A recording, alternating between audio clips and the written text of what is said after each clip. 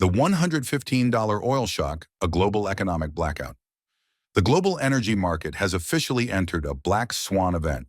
As of today, March 9th, Brent crude prices have exploded past $115 per barrel, marking a staggering 29% jump in a single session, the largest one-day surge in history.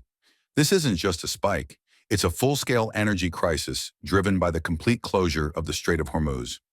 With roughly 21% of the world's daily oil consumption and nearly 60% of India's LNG imports passing through this narrow 21-mile waterway, the blockade has effectively paralyzed global trade.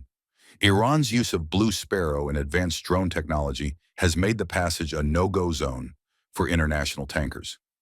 Shipping insurance premiums have skyrocketed by 300%, and freight costs are soaring, making everything from bread to iPhones more expensive by the hour. On Wall Street, the panic is palpable.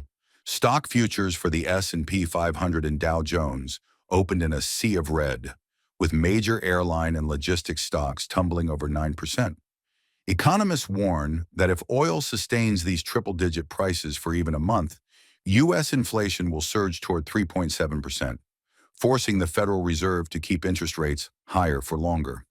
We are witnessing a 1970s-style stagflation scenario where economic growth stalls just as prices go through the roof.